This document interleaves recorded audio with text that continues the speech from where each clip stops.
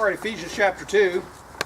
We're, for those of us who are watching on the videos, we are outside, as you probably figured, and a beautiful day in Maryland, Kevin Snowden's house. And so we appreciate the hospitality, and we're going to look forward to some wonderful things as we explore God's great truths. I've been working on a series, and I'm just going to continue it today. We didn't start it here at our meetings up in the D.C.-Baltimore area. I actually started this series in Pittsburgh and did a few sessions there, and then we did another, continue the series at the airport in Johnstown, and I'll just continue them here, a study of rightly dividing the word of truth. Mm-hmm. It's important when we approach the scriptures that we just don't start in Genesis and read all the way through and pick some of our favorite things to believe. That's not the approach to scriptures that God would have us do. Paul taught us that we were to be diligent students of the Word, to be approved of God by rightly dividing the Word of truth. And it's finding out what God has to say to us, what applies to us today. And Miles Coverdale, who was... he produced the first English version of the Bible in 1535. And here's what he wrote in the prelogue to the reader in front of his Bible. And this is a great truth. He said, "It shall greatly help you to understand the Scriptures if you not only mark what is spoken, but of whom, with what words, at what time, where, and to what intent, with what circumstances, considering what goes before and what follows after." In other words, we need to take an intelligent approach to the Scriptures. We have people who have a sincere heart, and they're doing all kinds of things that appear to be based on the Scriptures. And we could do a lot of things today. We could build an ark and try to go collect 2 of every kind of animal, and get it in the ark. And that is definitely a scriptural thing. But it's not a dispensational thing. It's not rightly dividing the word of truth. That's not what God's doing today. And somebody say, well, it's in the Bible. But just because it's in the Bible doesn't mean that that's what we're supposed to be doing. So what we did in this series, and if you've not watched it, you can start from the beginning, but we just start in Genesis and we're working our way through to get a grasp of what is God doing? What is His plan? Who is He talking to? And we're just following that through. And in our last session, we got through Matthew, Mark, Luke, and John. We got through the book of Acts, and now we're going to be considering the epistles. And this is just, as I said, just another lesson in the series. But we're going to do it by looking at a basic timeline of right division. And as with any timeline, it just has 3 basic elements. We have the past, we have the present, and we have the future. And the fact is, we're not the only people that have ever been God's people. We're just God's people now. And so we don't want to be arrogant as we approach the Scriptures. Some people say, all the Scriptures for me. Every promise in the book is mine. Maybe you heard people say that. Well, that's not really true. God promised Abraham he was going to have a child, when he was past having children. Yes. Well, that's not my promise. Well, at least I hope it's not. But so you've got to realize that people have lived before us, and God gave them scriptures, and God had some stuff to say to them. And there's going to be people who live after us, and God's got some scripture for them, and He's told them some stuff, and we need to find out where we fit into God's program. Now, what we have, when we come to the latter ministry of Paul had a twofold ministry. The first part of his ministry was he was a priest to the Gentiles. He says so when he wrote the book of Romans, that he had a ministry of being a priest to the Gentiles. And then in his latter ministry, after he arrived in Rome, God revealed to him a new revelation that he talks about the secret administration. Come right on in, sisters, and join us. Well, I say in, come right on out and join. Because we're the outsiders, Outside, yeah. and today we're outside. Yeah. So Paul teaches that you and I currently live in the secret administration. Yes. And in writing these epistles of Ephesians, Philippians, and Colossians, and even the personal letter of Philemon, Paul talks in Ephesians and Colossians, he uses the word now to represent the present. Now. So there's some certain things that are true now. These things that are true now weren't things that were true in the past. And they aren't going to be true in the future. Yes. But they're true now. Some current information about what God's doing today. And so what distinguishes the difference between the past and the future from the now is that Paul tells us something very specific took place, and that there was a middle wall. There was a wall that stood between Jew and Gentile, between the nation Israel and all the other nations, between the circumcision and the uncircumcision. And as long as that wall was up, there was a distinction in people and classes and the way God dealt with man. But Paul tells us in the secret administration that this wall, God brought this wall down so that all distinction in mankind and God's dealing with mankind has changed in the period called now. So this middle wall is down. Yes. The King James Bible calls it the middle wall of partition. It partitioned a group of people off from the rest of the world, and they were distinct.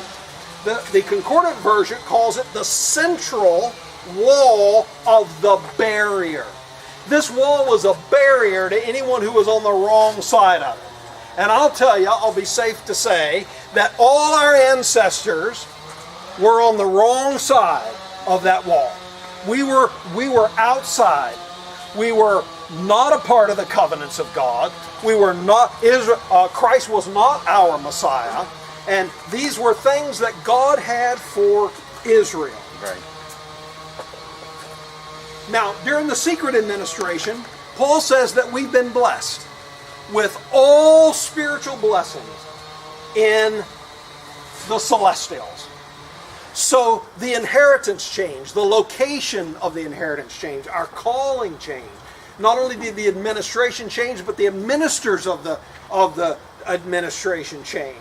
And so that now we have completeness in Christ, and there are no blessings that we have to attain. We already have them. He blessed us with all spiritual blessings in the heavenly places.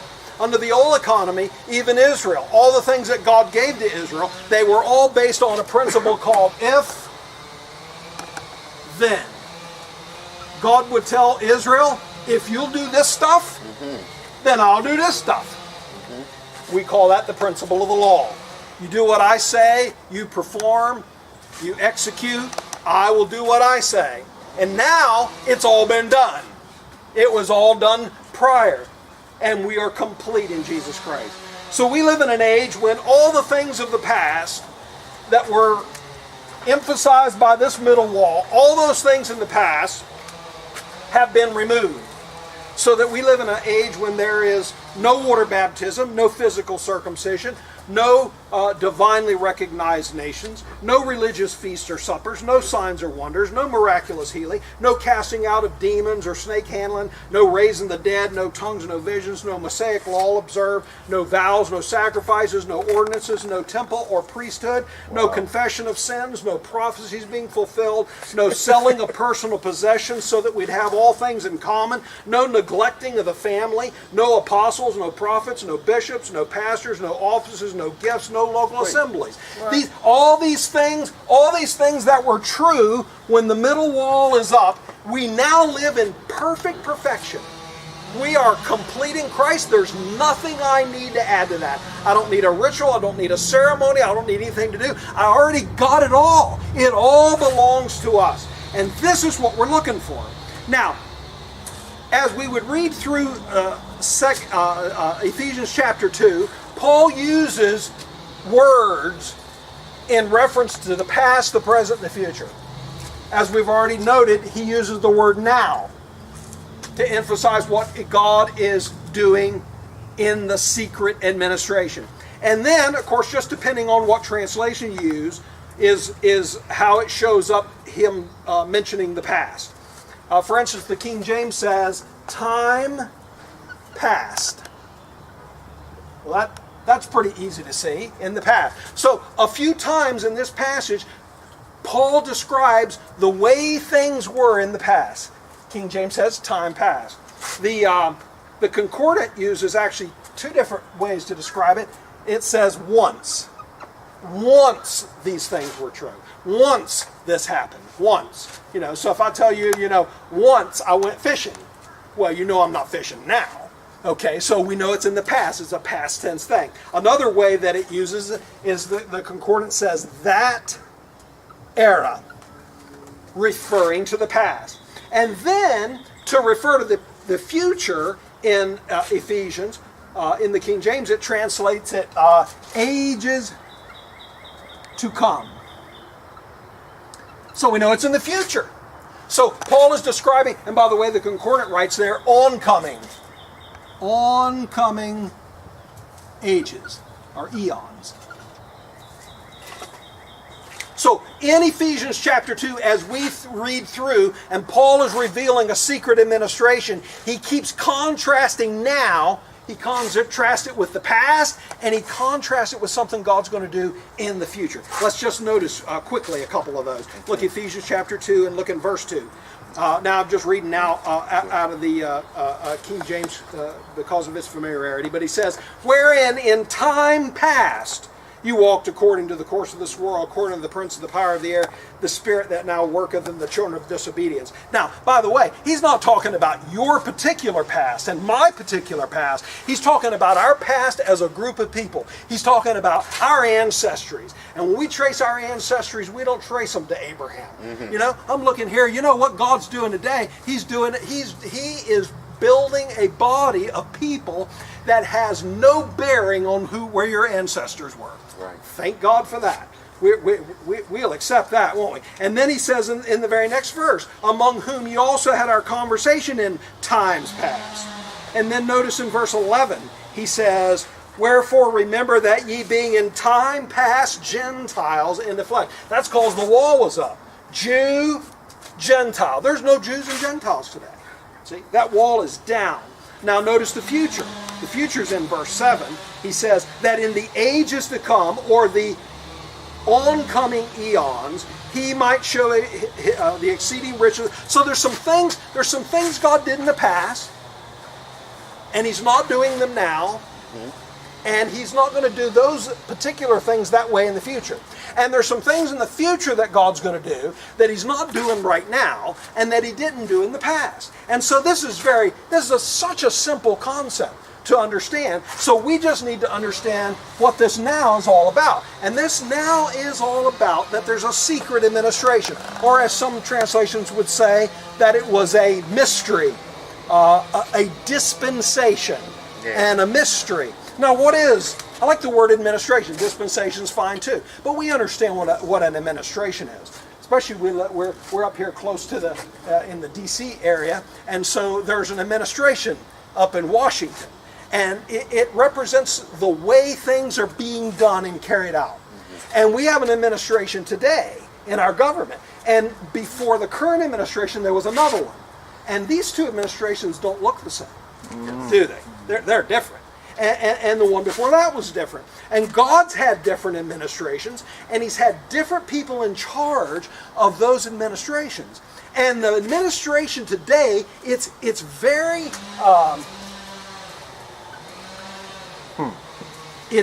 feature is that it was a secret. And Paul makes it very clear that no one ever knew about this administration before. So here's what you can do. You can start in Genesis, and you can read in Genesis all the way to the book of Ephesians, and you will never have a clue that this administration was going to happen. God kept it secret. God in the beginning made this big plan for all the ages. And he took out a part of that and he hid it. And then he went about carrying out all the other stuff he was doing. And then when Paul the Apostle got to the Roman prison at the very end of Acts, after Israel had been set aside and declared not to be God's people today, then God opened up this secret administration. Now, so present, past, present, future. Now we're going to try to sum this up fairly quickly here. But so what do we have here? It's not till you get to the book of Ephesians that Paul reveals this secret administration. In fact, you can read all his early epistles and there's no hint to that. Now, don't be confused because you read the word mystery in Paul's early epistles. In fact, you can read the mystery in the Gospels, right? The secrets of the kingdom. God's always had secrets that he held.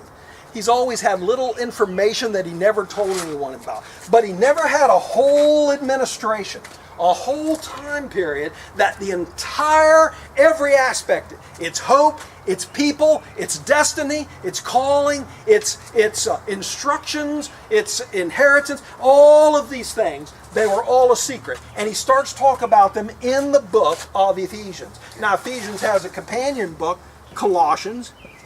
And you just really have to sit down one evening. You read through Ephesians, read through Colossians. They're mirrors of each other, you know. And then there's two other epistles that he wrote during that time period. He wrote Philippians, and then of course he wrote the personal epistle of Philemon. So anyway, these are epistles that were written during this secret administration. Now, prior to that, well, what parts of the scriptures came before Paul revealed the secret administration? Well, we got the Old Testament. We have the Old Testament prophets. And of course we got Matthew, Mark, Luke, and John.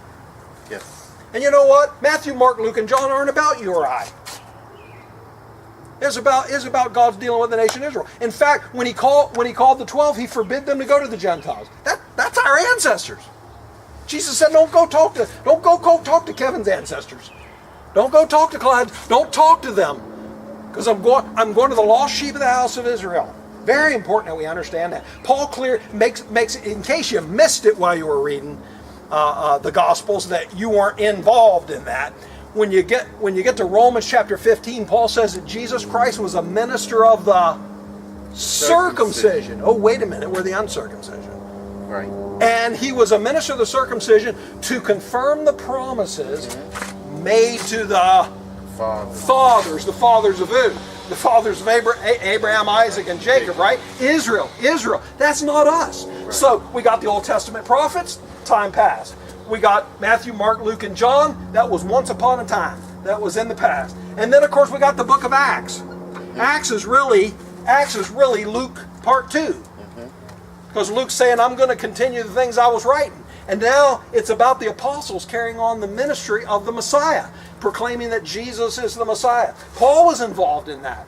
Paul was involved in this period, but he also just explains to us in Romans chapter 15 that not only was Jesus Christ a minister of the circumcision, but he says that I've been given to be a priest to the Gentiles. So during the Acts period, he's a priest to the Gentiles. And because he's an apostle and a priest to the Gentiles, he had all the signs of the apostle. He did all the same signs the apostle did. You know, he healed and he raised the dead and he did mighty wonders and miracles. He observed the law. He made vows. He made sacrifices. He circumcised. Paul did in the book of Acts. Some people would have us believe that in the middle of the book of Acts a great change took place. But the great change took place at the end of the book of Acts when the secret administration was revealed in the book of Ephesians. Now, I'm going to really stress that to you. We have a lot of folks that I've noticed, and even preachers, that in the last few years have abandoned Paul's distinct ministry. And I'll tell you why I think they've done it. I think they've done it because we have failed to clearly, rightly divide the word of truth. Yes. And if you include all of Paul's epistles as being the secret administration and the mystery, and distinct from Peter, James, and John in the ministry of Israel, and then you've got Peter, then you've got Paul water baptizing, observing the Lord's Supper, doing signs and wonders and miracles, having tongues, and all the same stuff. People begin to say, you know what? This is just the same. And they're right. It's just the same all the way through the end of the book of Acts. In fact, we could ask Paul, were you teaching something different during the Acts period? Yes. You know what Paul's answer was in the book of Acts when they were questioning what he was teaching? He said, I teach none other things than that which was spoken by the law and the prophets. Yes. None other things. Was that always true of Paul? No, it wasn't. The secret administration, but that comes later. That comes at the end of the book of Acts. And then, of course, in the future, and in the ages to come, we have the books in the future. We have Hebrews and James, and we got the books of Peter, and we got the books of John, and we got Jude and Revelation. And like I told you before, God's always had a people. He had a people in the past, Old Testament, Matthew, Mark, Luke, and John, Acts. He has a people in the future. And they have books too to go by. Hebrews, James, Peter, John, Jude, Revelation. All about the future. Now, if you go out here, let me tell you, the whole Bible is profitable. Right. And it's a great blessing to study the whole Bible. Yes. But you got to be careful when you're reading that you know if it was written directly to you or not. Mm-hmm. For instance, at our house, we have 3 houses in a row in Wimber, and there's 14 people that live in those 3 houses, and there's a lot of mail comes to these 3 houses, mm-hmm. and it has different people's names on it. Mm-hmm. Mm-hmm. Some of them has my name on it. Some of the mail comes has Nathan's name on it. Mm-hmm. Some of the mail comes has Stephen's name on it. Have different names on these letters. Right. And if I go get the mail from the mailman and I don't pay attention to whose name it's addressed to, and I just start opening the mail and reading all the mail and assuming it's mine, I'm going to pay bills that aren't mine. I'm going to cash checks, or try to, that aren't mine.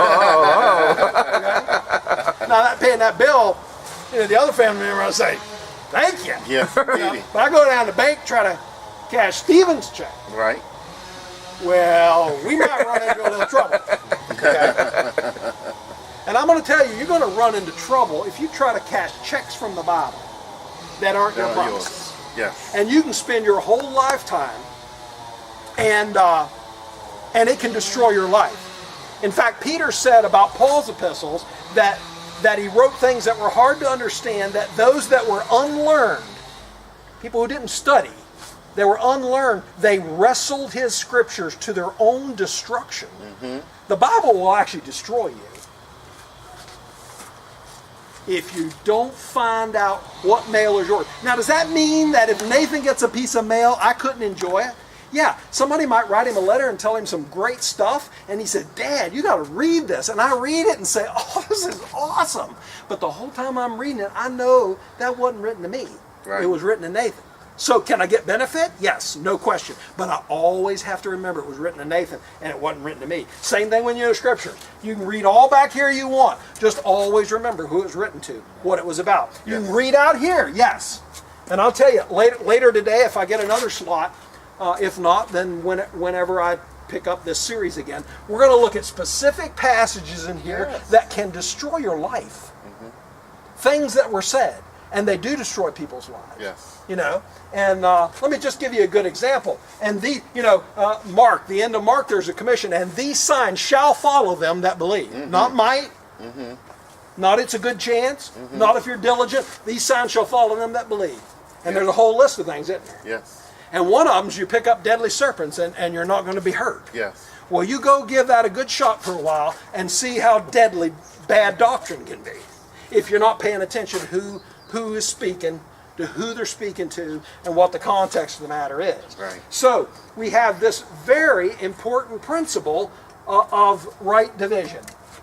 So there's stuff back here, yes, that we can enjoy and we can learn from and will help us help us understand God's overall plan. We have stuff out in the future so we know what God's doing in the future. But right here, and specifically the twin epistles of Philippians and Colossians, we learn the secret administration, and God is teaching us what He's doing now. Yeah. And it's just a glorious truth. So later we'll spend some time, perhaps if we have a little. We're seeing how the day goes. And but well, regardless whether it's here or where it is, the next time I pick up on the right division, we're going to start the book of Hebrews. And we're going to say who it was written to, we're going to see what the conditions of it were, and we're going to look at specific instructions and so forth, and see how they don't belong to those of us who are members of the body of Christ during the secret administration. All right. Excellent. Okay.